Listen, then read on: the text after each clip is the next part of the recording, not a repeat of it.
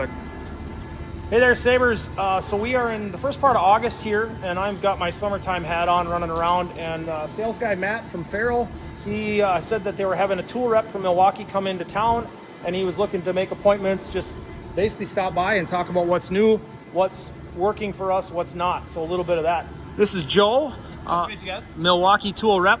So Joe's actually from Malacca. We just connected on that. He went to high school there, had Mr. Vesledal, who was, he has a home build program there too. So we talked a little bit about that. From high school to here, how did you end up wearing a Milwaukee hat? For sure. So I actually went to Gustavus Adolphus College down in St. Peter, Minnesota. So I spent 4 years there during COVID. Kind of an unconventional time. It was kind of interesting between the classroom and not being in the classroom too as well. But following college, I took a job doing some construction trades, and then my roommate actually worked for TTI with Tektronix Industries, so that would be the parent company to Milwaukee. So then I actually ended up getting a role with them in Monticello. So I worked in a Home Depot. That's where you start out at. So I worked in there, and I worked my way up, worked hard, grew that account by 10%, and then I ended up taking a role with Milwaukee moving forward. So they own Tektronix Industries owns Rigid, Ryobi, Milwaukee, Stiletto Hammers, Empire Levels. It's an all-encompassing brand. And so then I branched out solely to the Milwaukee side, took a promotion with them. So now I get to roll around in a Milwaukee red truck and show off tools to everybody. It's been a great job. So we were talking specifically about what we have, what we don't have, and pointed out like, yeah, we've got some multi-tools. We've got a 1/2-inch impact that we use for setting those anchor bolts. These routers have been really handy in construction one. Sawzalls, yes. Joe, you were talking about batteries, that these have been a game changer to go to a Forge series battery. So what they did with these is they stacked cells differently. So they used to stack them vertically. Now they changed it to stacking horizontally. I'm not exactly sure how it pulls more power, but it does. So what they do, a big upper hand on these is they pull more power. This 8.0 is equivalent to our old high output 12.0 in a smaller compact version. So it's less batteries that people are bringing on site. Paired along with our supercharger that we have here, and this battery charges to 80% in 15 minutes. So you take these air holes right here, when you put this battery on, most of the time when you take a battery off of a tool, it's a hot battery, you put it on here, it forces air through here and through the battery, cooling it down, and it makes it charge faster. So that's how you get to that 80% in 15 minutes. So for us, especially when we've got that 88-minute work window and somebody doesn't put chargers on, you know, the somebody doesn't work here, or there's no somebody in our shop, if we don't get those chargers on batteries, we can be hung out to dry because we are almost 100% cordless. Yep. We actually bought 5 Milwaukee roofing nailers this year, so we're going to be trying those out. Same reason, right? Not to drag hoses and just to get away from the tyranny of a cord.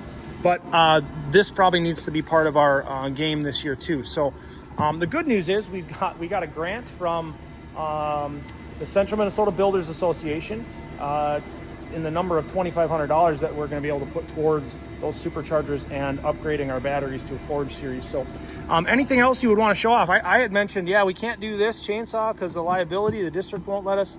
You got some lights here. And anything else that you would... I'll show off something really small. This just kind of goes to show Milwaukee's continuous innovation and how we're continuously changing the game. So we come out with a light like this, something super small. No one would even know we manufacture something like this unless you saw it. It's got magnetic on the bottom, so you can clip it on. Let's say you're doing some work on a car, even you can clip it on the bottom of there. It's got a rafter hook too as well, so you can clip it onto a rafter. Potentially you're in the overhead. Let's say you're putting something, you're doing some work on the trusses, you're doing some truss work, bring this up there, clip it on, swivel head, 3 different modes. But it just goes to show that we talk about being an innovation leader, and it just goes to show that we're constantly taking feedback from the field and trying to innovate and make everything easy for the end user. Okay, so let's end on feedback, and that's always the hard one, right? Is taking that feedback and, you know, hearing sometimes the truth hurts. I like to say that a lot.